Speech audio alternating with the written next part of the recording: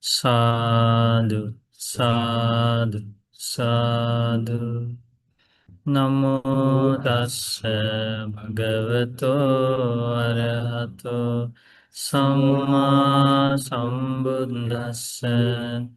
Namo tassa bhagavato arahato samma sambuddhassa. Namo tassa bhagavato arahato Samma Sambuddhassa. Homage to the Blessed One, the Worthy One, the Supremely Enlightened One. Sadhu, sadhu, sadhu. Last week we discussed about a very deep sutta about how two people with different qualities, awesome qualities, ended up being reborn in the same place after death, right? But she didn't know that there were other factors that ordinary people cannot see in somebody's life. And those hidden factors, spiritual achievements inside somebody's life can decide where they are going to be reborn after death. And one of those powerful, wholesome qualities that can grow inside somebody's mind is the desire for learning the teachings. Remember? The desire, the dedication, and then the practice of this wholesome path. Even though some defilements are not yet abandoned, still they can be born in a higher realm after death, and they can achieve the high stages of enlightenment. And also remember the advice given by the Buddha. One should not judge others. Remember that? One should not judge others, saying that, oh, this person gets angry all the time, so he will be born in hell. Right? No, Buddha said, no, you can't judge people like that because you cannot see the other wholesome qualities that are growing inside the mind of somebody. These other wholesome qualities, because you are not living with that person 24/7, right? And you also can see the growth of the wholesome qualities inside somebody's mind.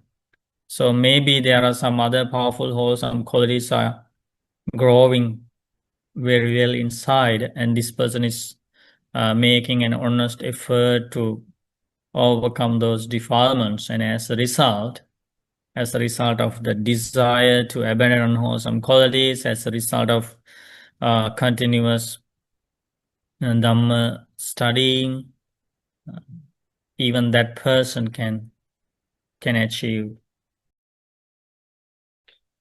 spiritual attainments.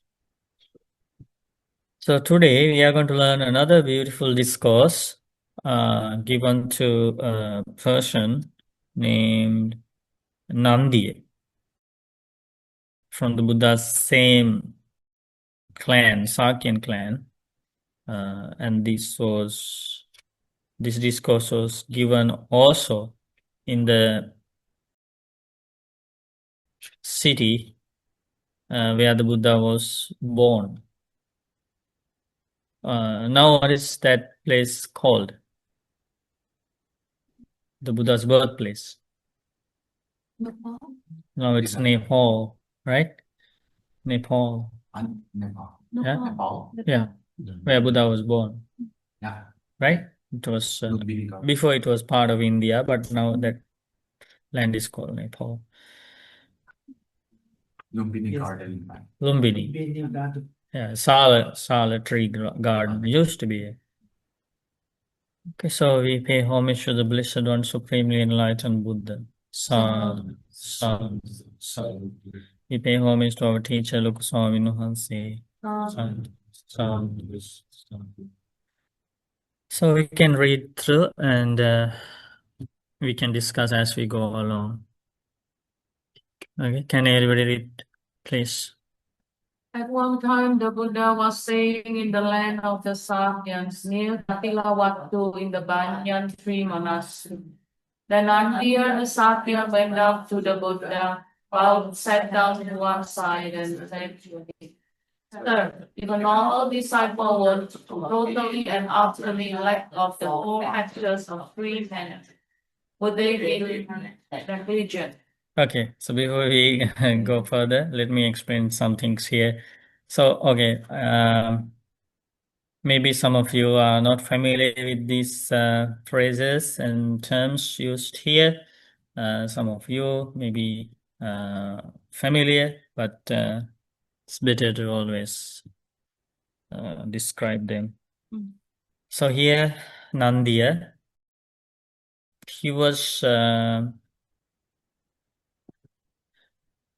he had some Dhamma knowledge. You can see that very clearly. And he was thinking about this question. So he asked, Sir. Sir means Venerable Sir or Bhante or Blessed One. Okay. Also, before asking the question, what did he do? He bowed to the Buddha, right? He paid homage, he showed his reverence. He honored the Buddha, right? Because you know that when you receive answers for your questions and somebody is capable of solving the issues, especially in the life issues, and you have confidence in such a teacher, such a master, such an enlightened one, it's a very natural thing that you pay respect, you pay homage. Like we respect our teachers, our parents, and the people who help us, right? So he bowed down to the Buddha, sat down to one side, and then he asked the Buddha, Bhante, if a noble disciple were totally and utterly lack of four factors of stream entry. So when we learn the Dhamma and when we learn about the enlightenment of the Buddha, we learn about two types of people in this world. Everybody can be categorized into these two types. First one is a very dangerous group, so I will use red. So that's the first group. Ordinary people. Okay? So ordinary people means basically not only humans, but heavenly beings also can be included in this category. Animals are included in the category. All the beings in the lower realms are included in this category. And anybody who lacks the knowledge of the Four Noble Truths, who lacks confidence in the teachings of an enlightened one, and the major defilements are not removed in that person, and that person doesn't understand the true meaning of karma, that person does not understand about rebirth, or at least does not believe in rebirth, and there is a danger for this kind of person that hidden defilements come to the surface and commit a very grave offense anytime, such as killing his or her own mother, father, killing a liberated monk or nun, and injuring an enlightened one, like that. Those major offenses can be done by this kind of person anytime because those major defilements are not removed. Okay? And there is no understanding of the Four Noble Truths. So that's the nature of this person. And in this long journey of cycle of rebirth, like we all wander as ordinary people. Those who enter the path of the noble disciples, that's the second group of people. Noble disciples. Those who enter this path of noble disciples are the ones who are going to end this cycle of rebirth. They have entered the path to end this cycle of rebirth, and it's guaranteed that they would not commit such grave offenses that would take them to a miserable rebirth after death.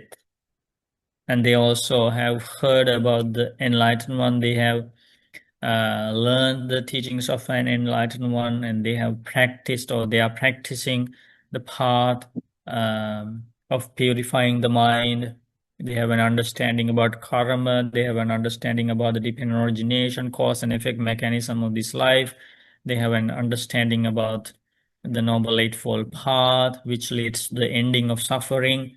So and they are making an honest effort to remove the negative things from the mind, and they take full responsibility of their own actions. They know that actions create rebirth. Actions, so you are responsible for what you do, what you say, what you think. So that kind of advanced mentality. So in this case, his question is, now you understand difference between ordinary people and noble disciples. And noble disciples will never be reborn in hell, animal world, ghost world, or in any of the lower realms. It's guaranteed by the Buddha. Because you cannot be a noble disciple by changing the color of the dress. Right? So I can't be a noble disciple, or anybody cannot be a noble disciple by becoming a monk.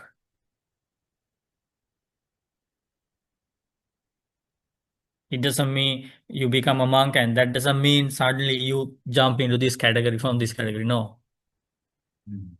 Okay. And you all wear white, let's say. That doesn't mean as lay people you are in this category. No. And let's say you stop eating meat. That doesn't mean you can jump into this category. Or you eat meat. That doesn't mean you in this category. No, there are different advanced achievements one has to make. Okay.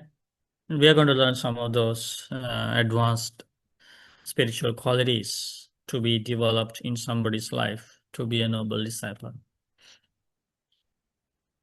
Some noble disciples have abandoned lots of negative qualities, unwholesome qualities.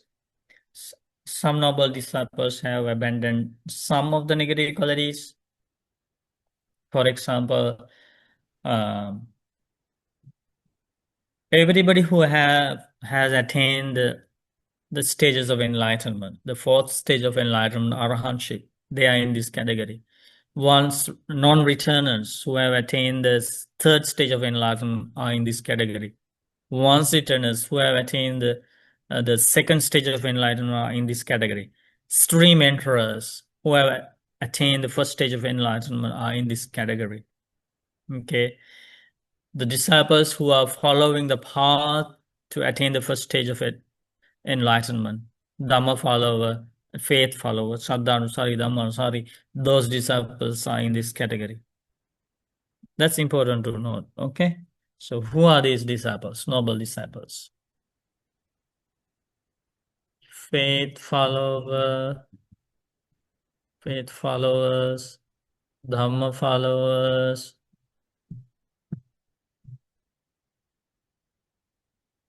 then stream enterers, Then once returners. Then non-returners. You have a very good Dhamma knowledge, right? How did you get the Dhamma knowledge? Next one, Arahant. Can you see? So who are these noble disciples? Dhamma forms three men, one returner, non-returner, Arahants. And so all these fortunate people, right? They can be humans, they can be gods, they can be goddesses, they can be Brahmas. They can be even some yakhas, some demons. Remember the demon Alavaka? Yes. So different types of beings can be included in this category. But not animals, but they. And these all is not animals. Yeah.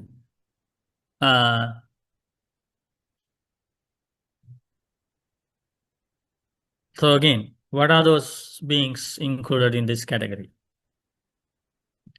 Humans, gods, goddesses, Brahmas, Yeah. yakhas, and the beings who are not included in the category? Hell beings, okay, animals, ghostly beings, right? Ghostly beings, asuras, right? And various types of non-humans, nagas, huh? Naga means Snake. type of snakes, serpents, some type of nagas. Okay, not only the cobras we see, but there are different types of nagas. See that?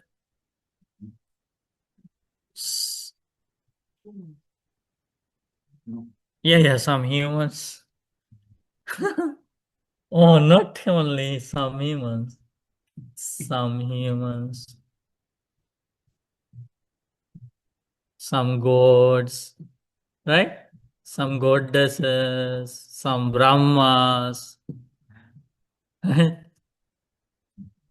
Here we should say some, not all, right? Some gods, some goddesses, some Brahmas, some yakas, right? Interestingly, one thing is that they will never be born in a plane of misery, where there is lots of pain, lots of suffering. They are not going to be born, it's guaranteed. And all of these disciples, noble disciples, the future is kind of fixed. Future destiny is kind of fixed. And they have an understanding that this endless journey will soon be ended. And some even know that that journey has already ended in this life. They are bearing the final body, they will not go to another life. All the suffering of old age, suffering of sickness, suffering of dying, suffering of separation from loved ones, mental suffering, physical suffering, everything end here in this very life. And this category. Right? Arahants know about that. And these fortunate noble disciples, they know that they are living their final life. Yeah. Right? Final life in the human world and or heavenly world, and they will be reborn in the Brahma world. If they are already in the Brahma world, they know that that's their final life. They're not going to go for another life. And these fortunate noble disciples know that they'll be reborn only one more time. Once return, they will return one more time to this world. Stream enterers know that they will achieve the end of suffering, liberation within maximum of 7 lives. Maximum 7. Can be 2, 3, within 2, 3, 4, 5, 6 lives. Journey is ended. They know that. And these fortunate noble disciples know that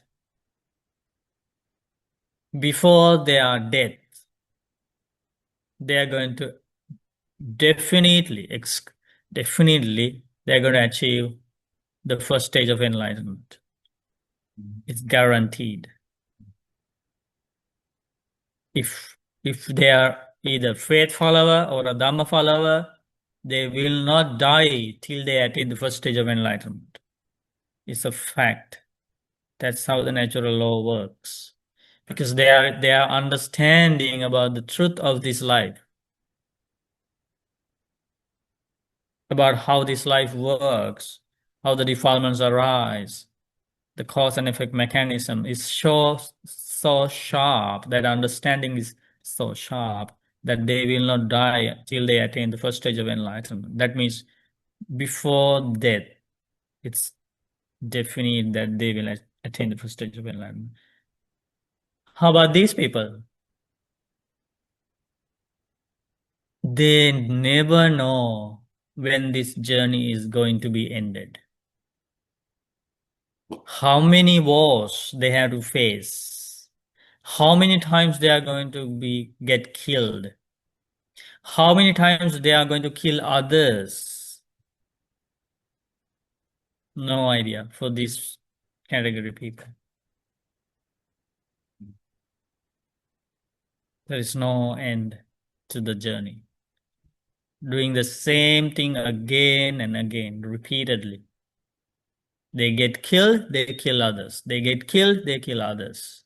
That's the journey how the journey goes. And that's what we did. We are not special beings. That's what we did in this long journey of samsara. Buddha said so. Remember the stream of blood shed by us when we got killed. And then Buddha teaches we did the same thing to others. When we see other people doing those evil actions, we think we are superior, they are the evil people. But we were like that before. If we cannot enter this category in this life, there is no guarantee to say that we will not be like those evil people in the future. We will be like those people in the future. Because all these evil things are governed by the defilements here. We can see how these defilements try to control us in our living, right? For 30 years, 40 years, 50 years, 60 years, or whatever, the time we live, we know how all the magic plays here in the mind. Sometimes it's very calm, quiet. Sometimes it's very evil, right? So if that can do to any type of mind, they can create any type of individual in this journey of samsara. So the danger is with these defilements. They can come to the surface in so many different shapes. Manfred, do you have a question? Yes, I do. I am battling with a noble disciple. To me, sounds like somebody who is already way up there. On the other hand, we say a faith follower or a Dharma follower. If somebody has just a scant knowledge of or scantily follows the faith or has a scant knowledge of Dharma, is he already or she already a noble disciple? What kind of knowledge you said? Scan? Just a low knowledge of. No, if you say it's a law, actually we are going to learn a very similar incident here in this discourse about the law knowledge and things like that. Yeah, they can be like these disciples have a very sharp understanding about the truth of life. It's not law. You cannot say law about any of these disciples' knowledge of the truth of this life. Very sharp, all of these. So if you mention that somebody's at least have some law knowledge, that means they can become a faith follower. Yeah. Okay. One day. Yeah. Because the noble disciple already sounds to me like very high quite an achievement. They very high achievement. Okay. Okay. Yeah. And to follow up the question, so does a faith and Dharma follower, I know he's asking about the qualification. So does it mean that this follower has to be not only knowledgeable, but he has to practice it to be considered a faith Dharma follower? All these disciples emerge through the practice. Yeah. Now, but the next question would be: so if he's really following and he knows everything, but in the last instant there is just a cloudiness of the mind, and then they were in this he will category. compare to ordinary. Yeah, in this category. Oh, immediately. Oh.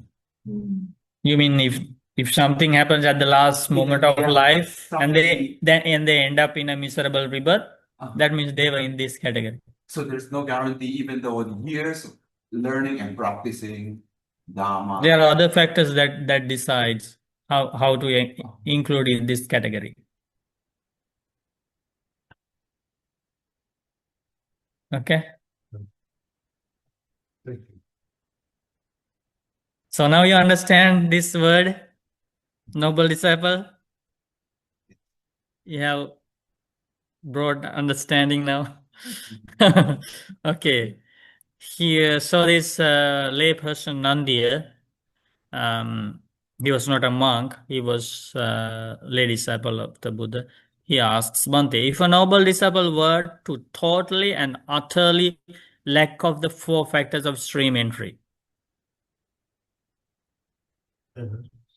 do you see already some irrelevant,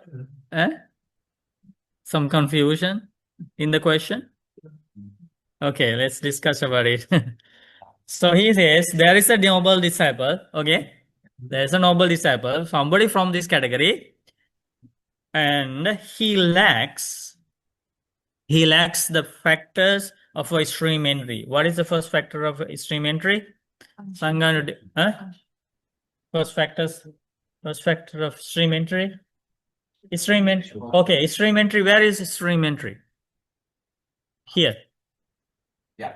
Here. This is stream entry. So he's in this category. Okay. So there is a person in this category, and who has attained the first stage of enlightenment. That means he has realized, well, right? He has realized many things about this life, how this life works. Many questions are gone for him.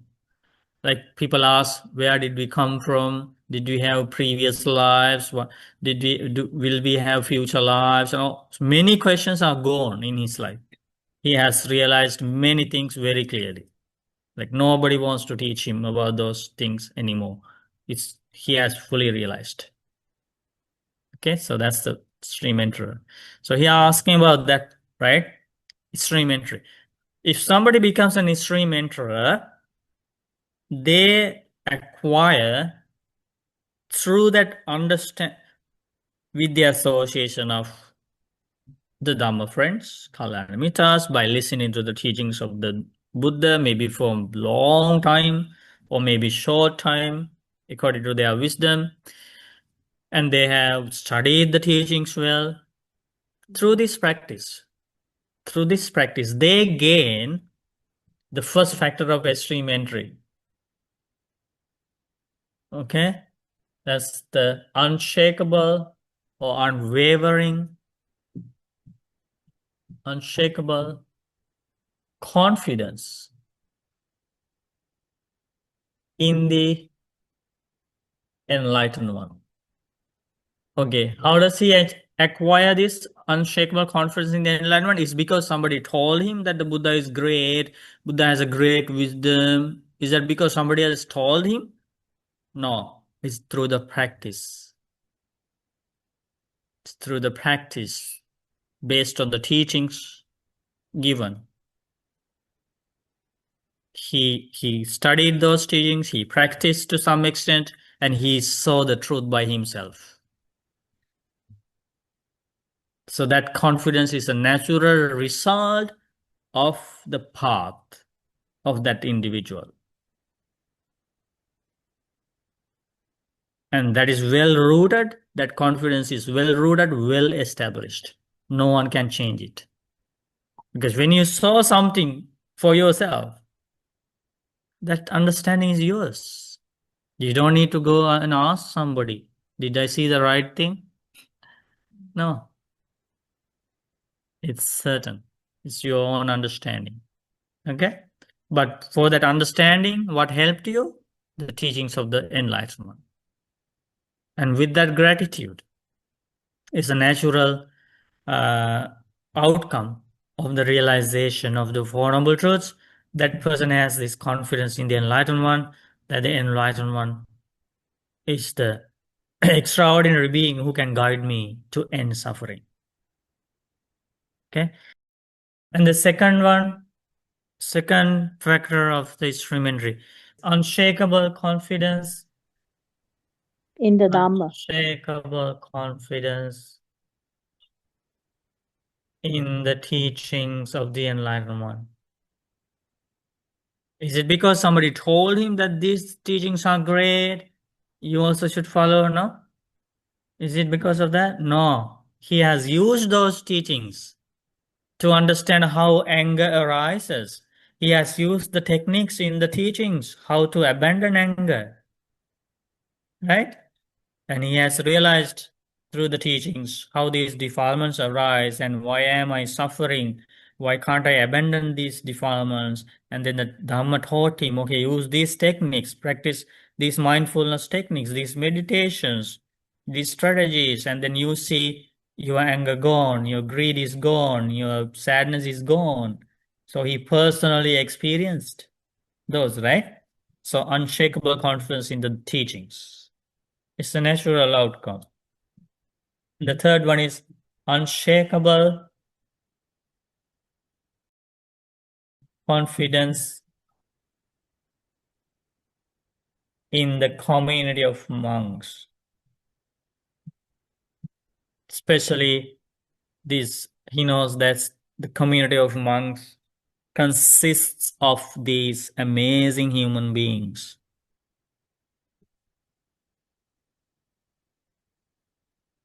Very honest, virtuous, grateful people are in the community of monks. And there are arahants, there are non-returners, there are once returners, there are extreme enterers with lots of wholesome qualities in their life, and they have worked very hard, or they are working very hard to maintain wholesome qualities in their life. And they are fully dedicated to this path of purification. And they have that confidence about the community of monks because they know I have achieved some certain things by practicing this path, and these venerable ones have followed the same path or following the same path. So then they have this unshakable confidence about this community, that they are following the path to end suffering, the right path. So, 1, 2, 3, the fourth factor of stream entry. That means the factors that are found in the life of a stream enterer. The fourth one is the virtue admired by the noble ones. Virtue means they are in very good control of their bodily actions and verbal actions.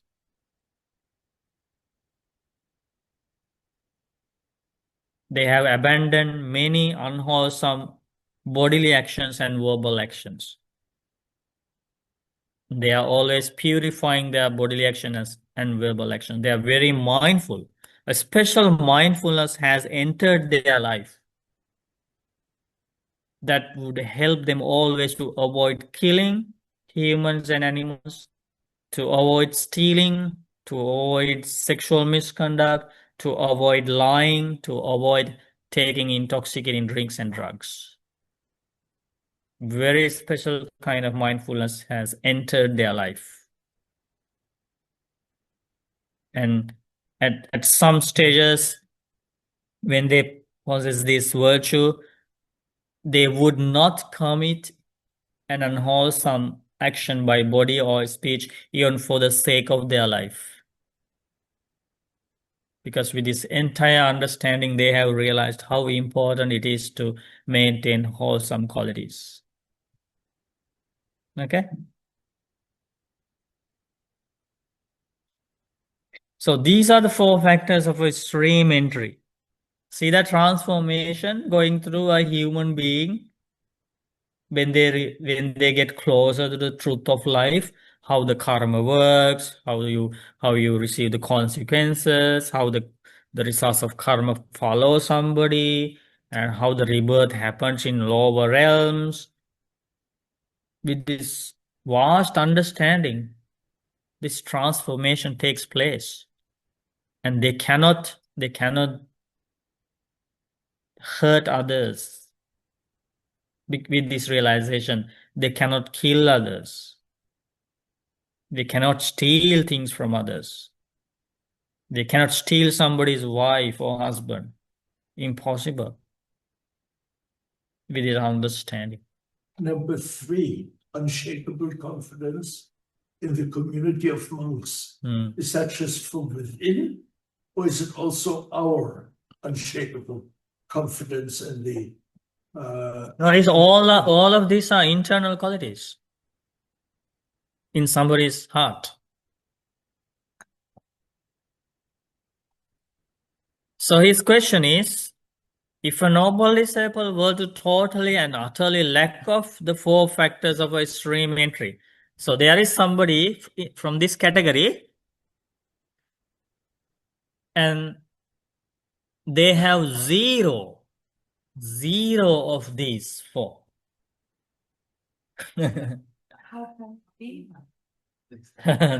Zero of these, okay? Zero of these. Would that person live negligently? He asks, Bhante, that means if somebody lacks of all these qualities, does that mean that he is very slow? Negligent means very slow to enlightenment? I think you are smarter than Nandi. That's why you realize there is some problem with this question in the first place. Okay, so then Buddha answers. Can we read? Nandya, someone who totally and utterly lacks these four factors of stream entry is an outsider who belongs to the ordinary person's eyes. Okay. You agree? Yes, Okay. Okay. the question was. So that means Nandya didn't know that if somebody has zero of these, right? Yeah. He is not a noble disciple. He asks about a noble disciple. But Buddha says he is not a noble disciple at all. he is in the category of ordinary. disciples. He didn't know that. He couldn't contemplate that way. But now Buddha taught him. That means if somebody has the at least to some extent, or somebody is on the path to obtain these, right? They are all here, right? At least some degree of confidence can be found in them. At least they are making an honest effort to keep their precepts, right? And some of them have like achieved even higher. Now Buddha explains about the meaning of diligence and negligence, because that was another part of his question. Okay, can you read? Nevertheless, Nandya, as to how a noble disciple lives negligently and how they live diligently, listen and apply mind. I will see. Yes, sir, Nandya. The Buddha said. Okay, now Buddha is going to teach about a different thing, right? So he asked about how somebody becomes negligent and how somebody becomes diligent. But in this case, this negligence and diligence only applied to a noble disciple, because if they have these factors of stream entry, at least in some degree, they are all included in that category, noble disciples category. So now Buddha talks about the diligence of a noble disciple and the negligence of a noble disciple. So that means noble disciples also can be negligent. That's another lesson. That's another lesson. Oh, that's a factor to be sad, right? Okay, not a factor to be like celebrate. Okay. At least there's noble one. At least they are noble and true. That's exactly noble.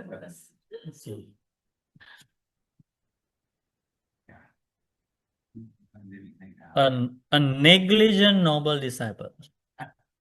It's still I cannot use red because they are not in dangerous.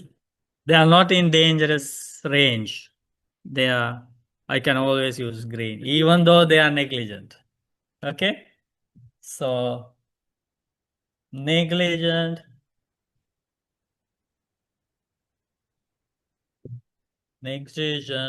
noble disciples.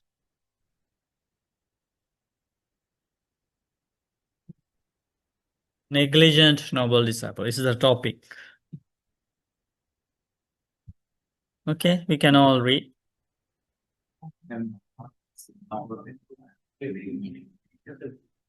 Firstly, a noble disciple has experiential confidence in the Buddha. They are content with that confidence and don't make a further effort for solitude by day or retreat by night. When they live negligently, there's no joy. When there's no joy, there's no rapture.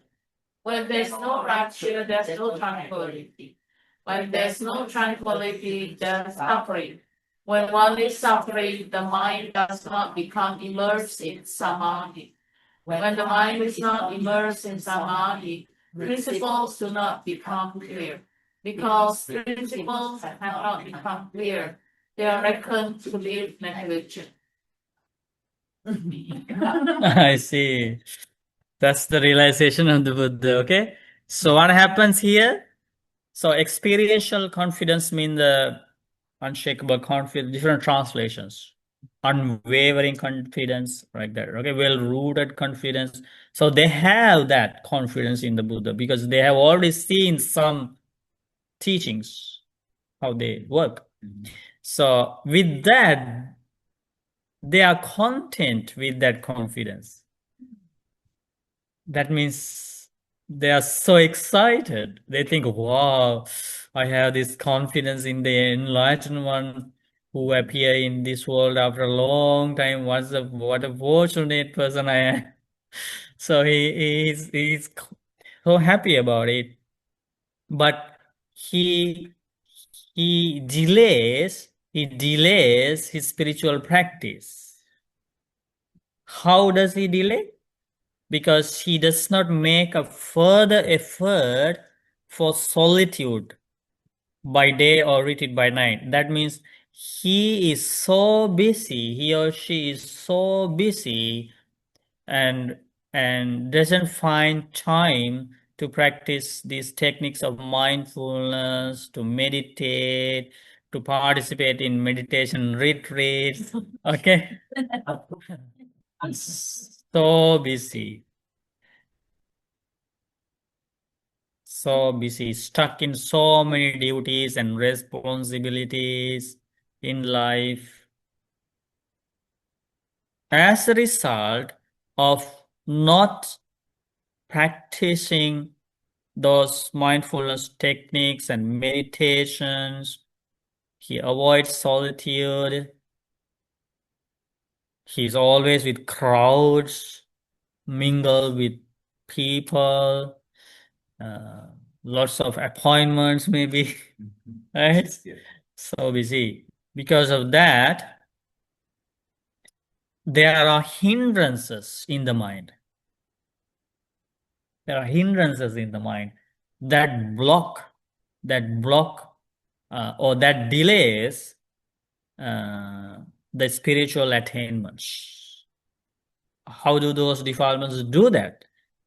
When there are those defilements in the mind, like major defilements are gone anyway. For example, the person who attained the first stage of enlightenment and he has unshakable confidence in the Blessed One, the identity view, Sakkayaditthi is gone, the doubt is gone, doubt about future lives, doubt about present life, doubt about past lives. Many doubts are, right? Doubts are gone as a fetter, and then meaningless practices, following meaningless rituals, believe in like meaningless auspicious things, blind faiths, all these things are gone in his life. But there are other defilements because he still has to follow the path for the full enlightenment. So because the mind is not that clear, because he is not using those techniques to cleanse the mind during the day and night, he does not practice sitting meditation, he does not practice walking meditation, he does not use those mindfulness techniques. There is some cloudiness in the mind.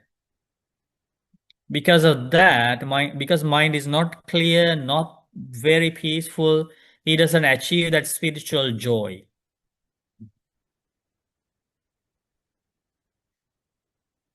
As there is no spiritual joy in the mind, there is no rapture, another level of joy. Because there is no rapture, there is no tranquility. That means the clarity of the mind, the calmness is not there in the mind. The tranquility of the body is not found. There are two types of tranquilities: the tranquility in the body, tranquility in the mind. When they practice these mindfulness techniques, meditations, the both mind and the mind become very settled, calm, peaceful, and tranquilized. So he cannot achieve these things because he is content with the confidence in the Blessed One and he delays spiritual achievements.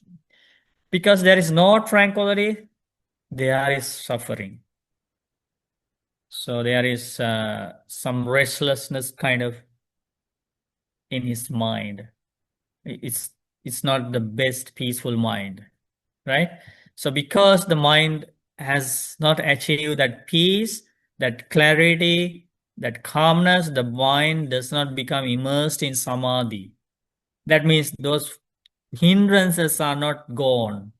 The hindrances are not suppressed well. Samadhi means the mental state that anybody achieves, who has a very good meditation, who has a very good mindfulness practice, samadhi is a very advanced level of concentration of the mind. And that helps to understand more truths in life, which he has not achieved.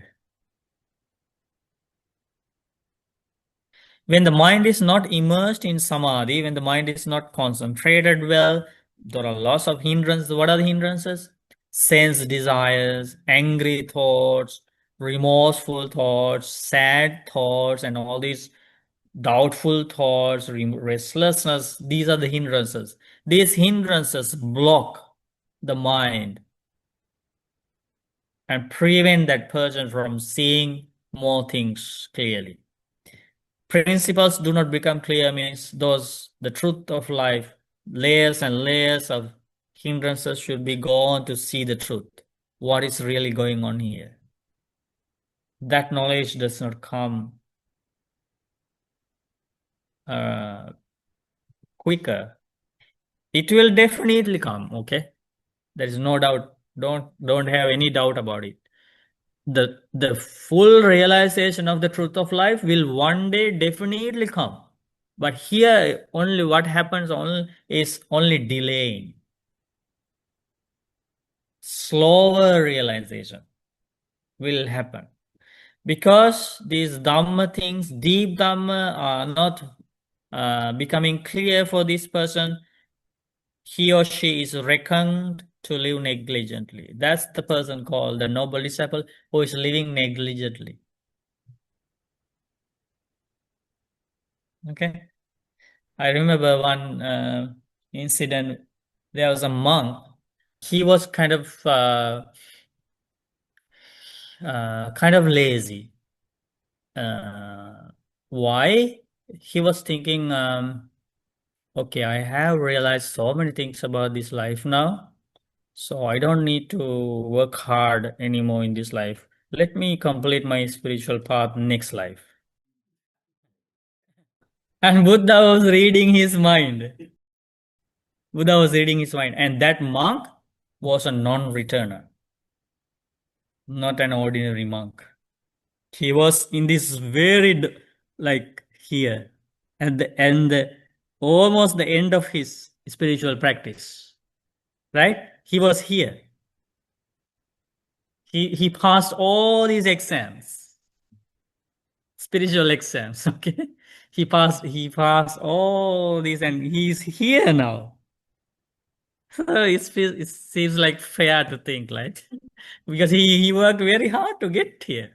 Now he wants to be relaxed, right? So Buddha noticed now he is not meditating in the early morning. He's not practicing walking meditation until late night, right? Because he was thinking he wanted to delay the last liberation. He wanted to go to the next life. As soon as Buddha saw that, as the most compassionate, enlightened one for beings, he appeared in front of this monk. And Buddha asked, "Oh monk, did you think like that now? That you want to attain the final enlightenment in the next life? Because you are already an unreturner and you have escaped from all the bad destinations and you have only one more life, which is in the Brahma world. It is certain that you will be born in the highest possible realm in this whole existence. So no need to worry about anything. Nothing bad will happen to me. So let me attain final enlightenment next life. Did you think?" The monk said, "Yes." I was thinking about that. And then Buddha asked, think about the impurity of excrement, urine, or blood. Even though you have a tiny bit of it, can you say it pure?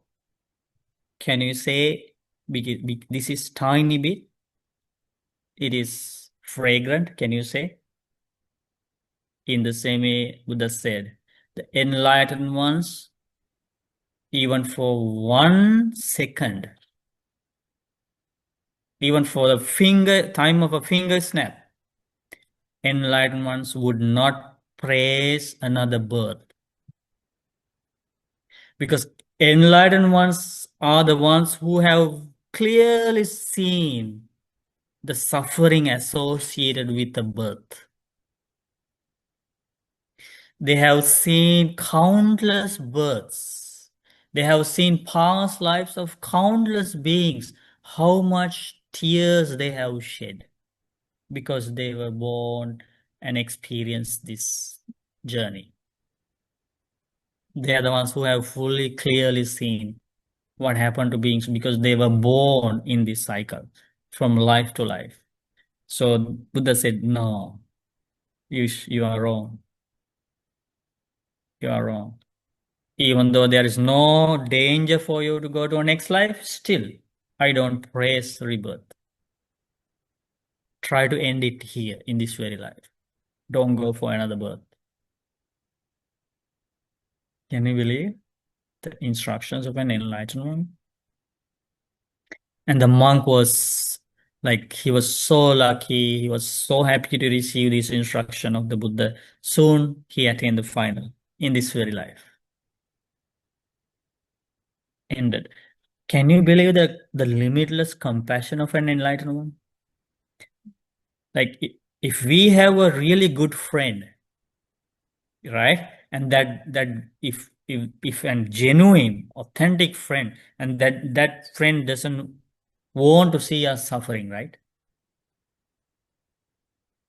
Like that, Buddha doesn't want to see anybody suffering, even for a minute. Buddha doesn't want. That's called limitless compassion, boundless compassion. And the difference between the other people and the Buddha who help us, many people would help us expecting something in return. At least they would expect our attention, our appreciation, or gifts, at least a word of thank you. Enlightened ones never expect anything because they are not in this world anymore to accept any praise, any gift, anything, any honor from the practitioners. They are gone. They are liberated from this cycle. That's the limitless compassion, helping somebody without expecting anything in return. That's the Buddhas. Still, we are using those enlightened ones' teachings, right? So how much gratitude, how much respect we should have about these teachings. So that's the story of negligent noble disciples. Okay? So they don't practice seriously the deep Dhamma, they are busy, they are stuck with ordinary duties in life, responsibilities maybe, but they keep their precepts. Nothing happens to their precepts, right? Confidence is unshakable. They just need to work hard.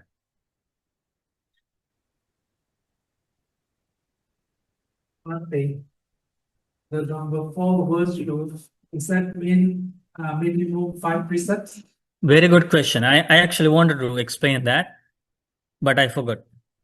For lay people, this fourth factor is 4 precepts and 8 precepts.